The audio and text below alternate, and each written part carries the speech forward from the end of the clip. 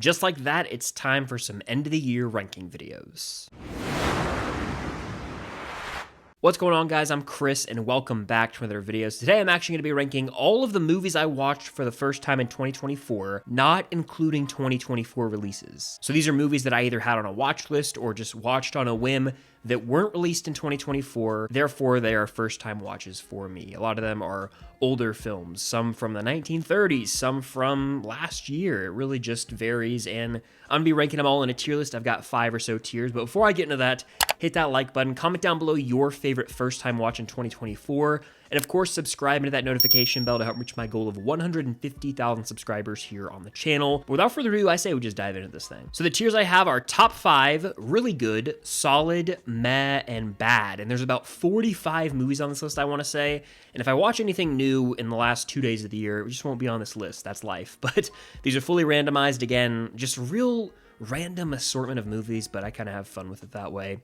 Anyway, first up, we've got The Blair Witch Project. I watched this in October for spooky season. I'd always seen parts of it. I knew of it, had never fully watched it. And I'm going to go ahead and throw this in the solid tier. Obviously, for what it did for the horror genre, I have to respect it, right? It's like the first big found footage film, and I always knew of the marketing for this film. The reason it was such a success is because they marketed it as though it was a real story. People went and saw this movie in theaters thinking this was actual found footage, and these 3 kids, or however many they are, that went out into the woods actually lost this camera and someone just discovered it. And so it was masterfully marketed. But when you watch it, you know, in 2024 for the first time, it's definitely got some moments where you're like, okay, this is a bit ridiculous. Obviously, again, tip my hat to the marketing, respect the film for what it did for the found footage genre. It's a solid watch, but it didn't like blow me away or anything. Next, we got Alien, I almost just said Requiem. We'll talk about a Requiem later in this video, don't you worry. We've got Alien Resurrection. This is the 4th Alien film, and I'm going to go ahead and say, and it hurts to do this, I'm going to say this is bad. This is a bad watch, especially when you look at a lot of the other films in the franchise. This is one of the weaker entries. I don't like what they did with the character of Ripley, specifically bringing her back as a clone. The 3rd act of this film goes completely off the rails, and the movie in and of itself is just so cheesy. There's a lot of unserious moments. It's a massive step down when compared to the first 2 Aliens. As you kind of get further into the Alien franchise, there's some stinkers, unfortunately. This is just one of them.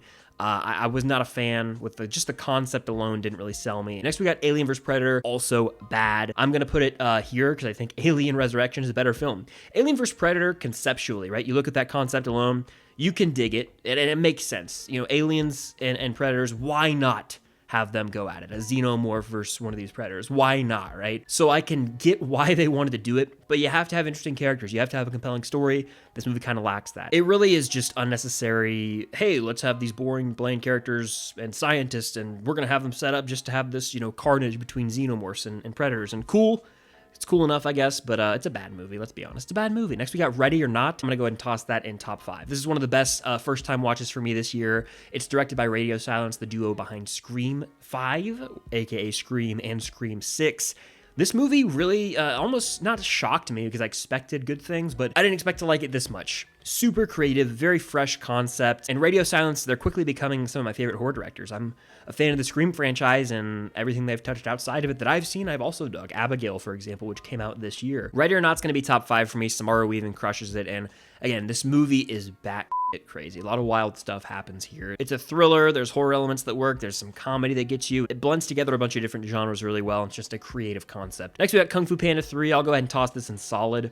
Put it right back here behind Blair Witch. I think this is the weakest of the trilogy. Technically, we have a 4th film, but of the first 3, definitely a step down from the first 2 Kung Fu Panda films. Still has your classic Poe moments, the score's hitting, but in terms of story, it's a step down.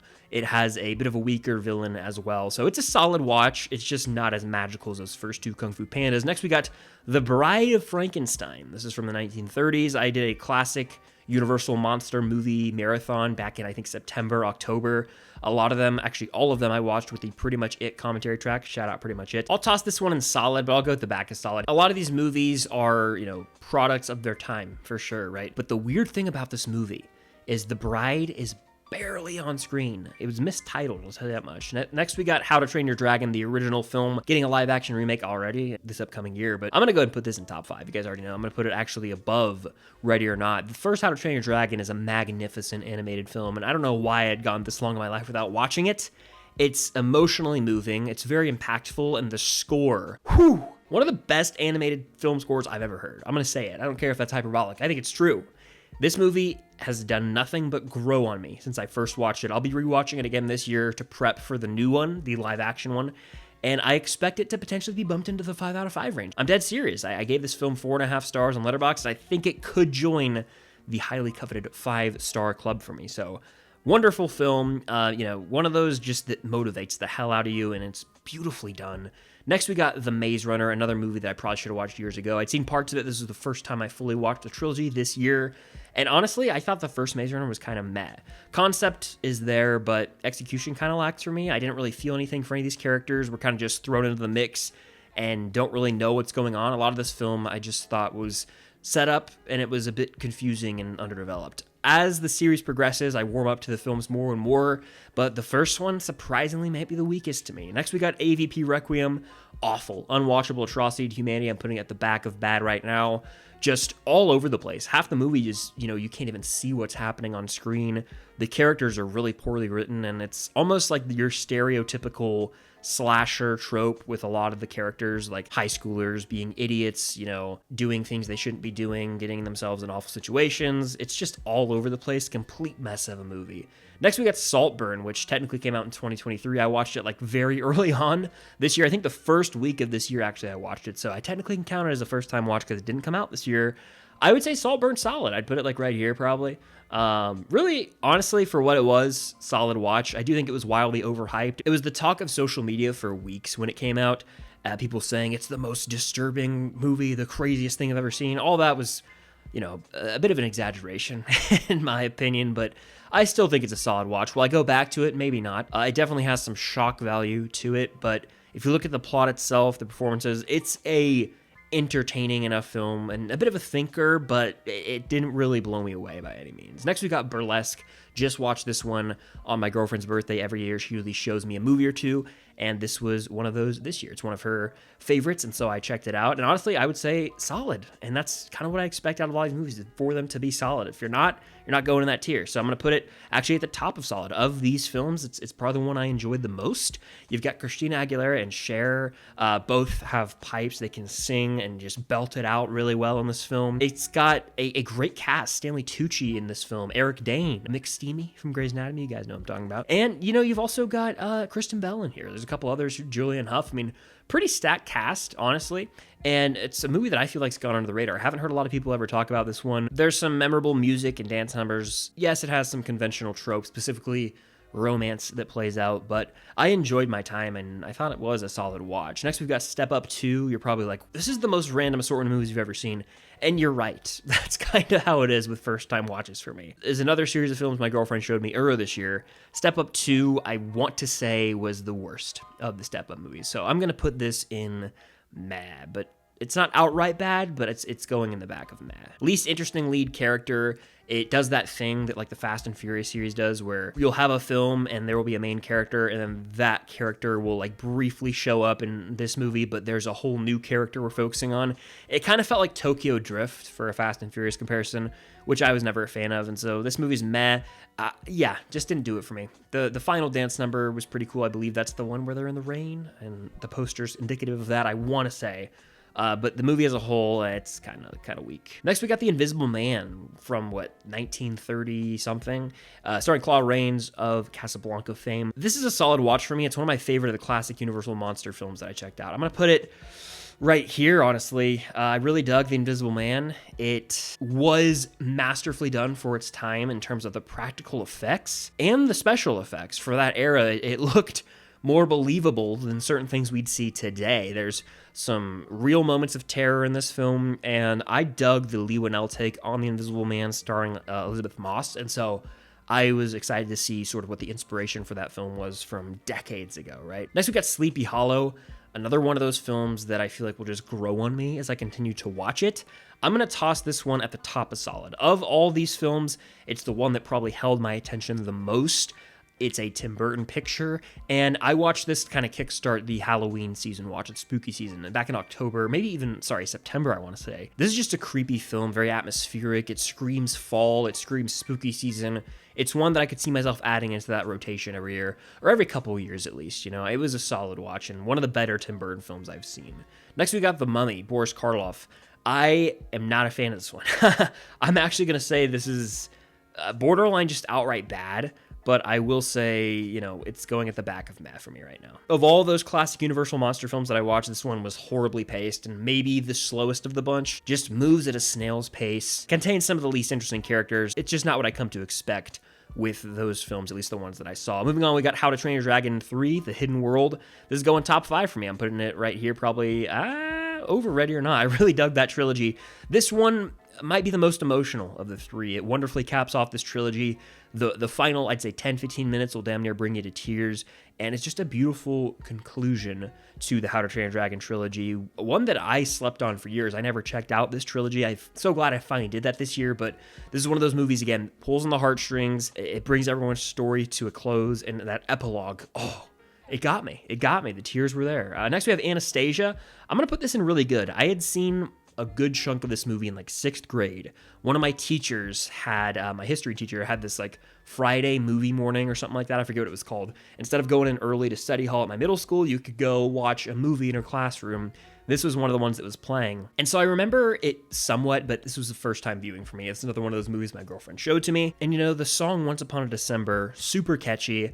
It has all the feelings of like a Disney Renaissance film, but it's actually a Fox animated movie. But it does feel like one of those Renaissance era Disney classics, and for that reason, it's a really good watch. Next, we have The Boy, which I'm sorry is a bad movie. I'm going to put it at the top because I do think, actually screw that, I'll put it right here.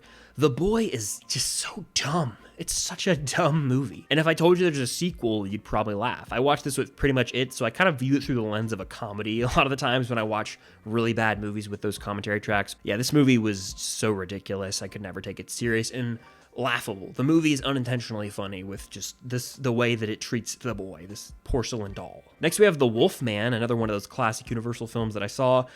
From what I remember, this one was solid to meh. I'll put it in solid, like right here, probably. I think a lot of these films are really poorly paced, honestly, and they end so abruptly. Like, there's really no closure. It's just like, boom, the end. It really will throw you off guard if you haven't seen any of them. But again, for the time period, the practical effects here work. There are some creepy moments, and it wasn't one of the standout films, but I would say it's solid. Next, we got Step Up Revolution, another one of those mad movies, but I think this one was better than Step Up 2, so I'll put it like right here. The end of this film is the Portals moment, the no way home of Step Up, where a bunch of past characters show up for this one final dance moment. And I know that sounds ridiculous, and it kind of is. You just got to watch it, but Step Up Revolution. The Phantom of the Opera from the 1920s, meh. I'm going to put it right here. I think this movie, again, it's a silent film. It's a silent film. If you go check it out, there's no dialogue.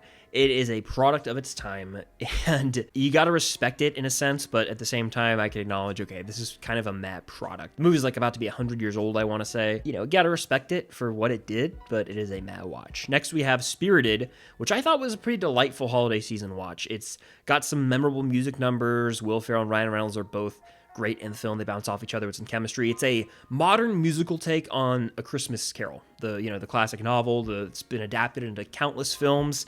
I would say this is going in solid. I'd put it like right here. I'd say right there. I could see myself watching it again, and I believe it's the same musical team behind like The Greatest Showman, maybe even La La Land. So yeah, it's a solid one, and I'm glad I checked it out. Next, we have Brahms, The Boy 2, stinker. I'm putting it right here. It's more watchable and laughably bad than the two AVP films, which try to take themselves seriously for some reason. It's maybe one of the best comedies on this list. You just have to watch those two movies, the boy movies, as comedies, and you will find entertainment value. They stink otherwise. They just make no sense, and they're so silly. Next, we have The First Step Up, a solid one. That's my favorite of the bunch. Channing Tatum can dance, and you guys should just know that, but Channing Tatum's charming. I'll put it like right in the, let's say here. Seems appropriate, actually over Kung Fu Panda 3. It's a solid one, guys. It's by no means some groundbreaking dance film, but of the Step Up films I've seen, it has the best story and the best performances, so it's gonna go there. Next, we've got Dracula. Dracula was not my jam. Of the classic Universal monster films, surprisingly, the ones I've seen, it's one of the slower moving ones. Let's just say that much. I'll put it right here in meh, over Phantom of the Opera. Some of those were real hit or miss for me. Just really just all over the place. Next we have Peter Pan 2003. I watched this one the other day for my girlfriend's birthday.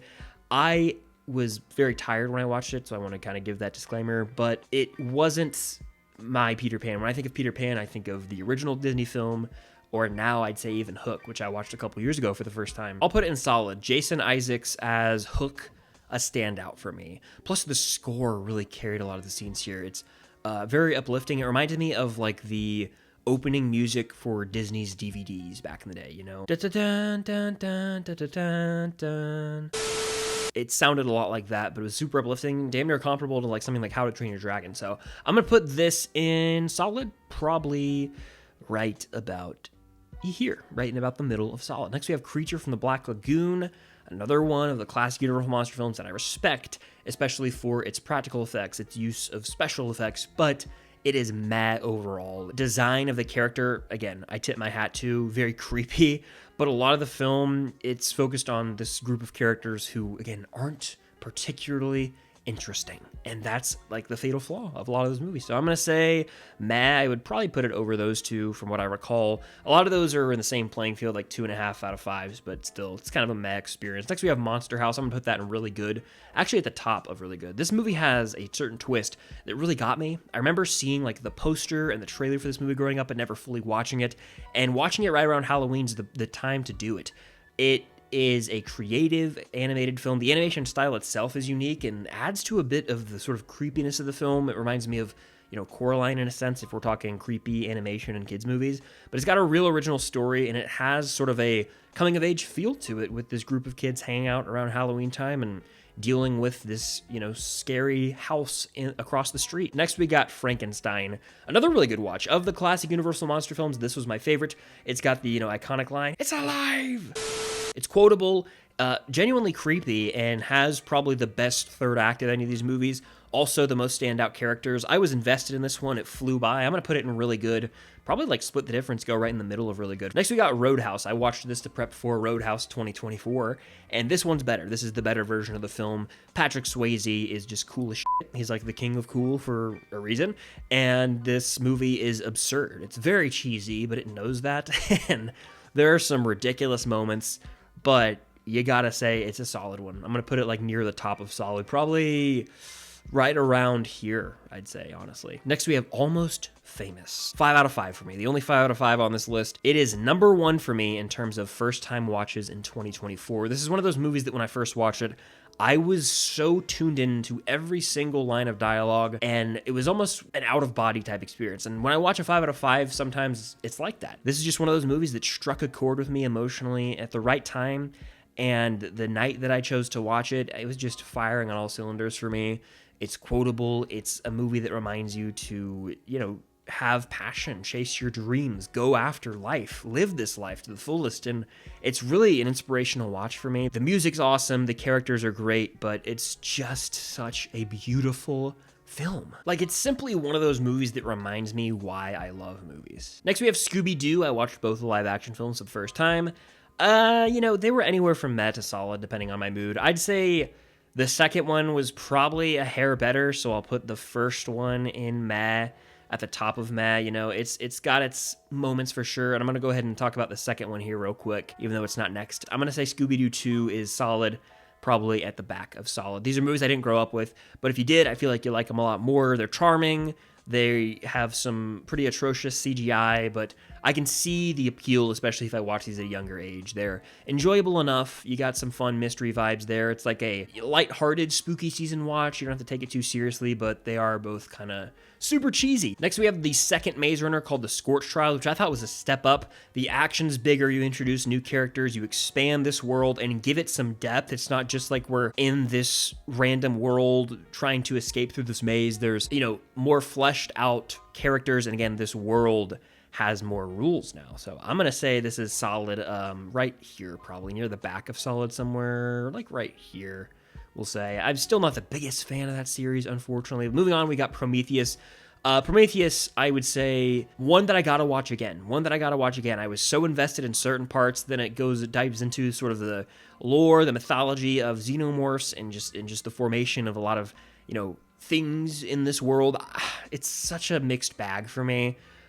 It's tough. I would say Prometheus is solid, but not terribly high in solid. I'd put it like right here. We'll go higher now that I think about it. We'll go like right here. It's a movie that I respect the vision it goes for. It's ambitious, but I feel like it is one that's required viewing like 2 or 3 times to fully comprehend, but also fully appreciate, and I've only seen it once. Next, we have Alien Covenant, which is the sequel. I'd say this is a step down. I'd have to watch them both back to back again to maybe appreciate them some more, but I'd put it like right here. Still a solid watch, but a hair below Prometheus. Next, we have 2019's Hellboy. Watched it with pretty much it. That should tell you everything you need to know. David Harbour is the standout here. Other than that, this movie's an abomination. It stinks. I'm putting it like right here. The movie is rushed as hell. One of the most fast-paced movies I've seen, and not for the better. It's choppy. There's really no coherence. It is a wild watch, and you just got to check it out to know what I mean. Within the first 5 minutes, you'll be like, whoa, that escalated really quickly, and it just doesn't stop. Next, we have Totally Killer. I'm putting this one in really good. Shout out Starcourt Food Court, my mod, Jacob. He recommended this film, and I really dug it. It was a creative, fresh slasher. We got a film called Time Cut this year that's basically the same movie.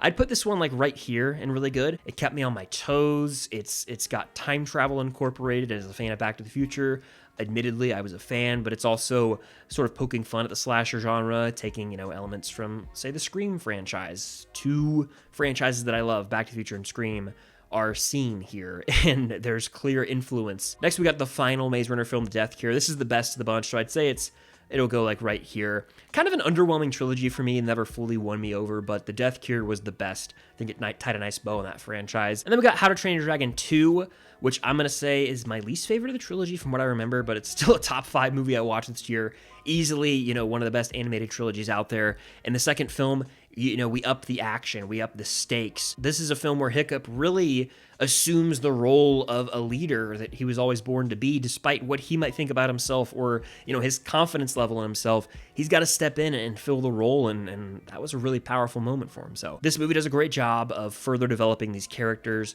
and again, taking the stakes to another level. So the How to Train Your Dragon trilogy rules. I'll be rewatching that one in a couple months. Next, we got Ghostbusters 2016, bad. I'll put it at the top of bad, but just by far the worst Ghostbusters film to me. It is this weird, remake, reboot of the first, but it's a lot more lifeless. The humor falls flat, and it's so unmemorable, unfortunately. And then we got Step Up 3D, which I would say is right on par with the fourth film, Revolution. Probably would toss it right here. Not gonna lie, a lot of those movies kind of blend together for me, so a lot of them are just kind of in that mad tier. They're not bad watches by any means, but they all kind of feel similar, if that makes sense. Then we got Meet the Parents. I watched this with a buddy of mine, on a random Sunday. We were just hanging out and tossed it on. Really underwhelmed me, especially with, Ben Stiller. I thought he would be a lot funnier, and De Niro. This movie irritated me. It's one of those movies that has my least favorite trope, where a father is overprotective of his daughter, but to the point where he just downplays everything that an actually good guy does. It was just, I don't know. I barely even remember part of it, but it just frustrated me more than anything. I'll put it somewhere in the middle of meh, honestly, right here probably. Next, we got Twister. I watched this to prepare for Twisters. Had never seen it.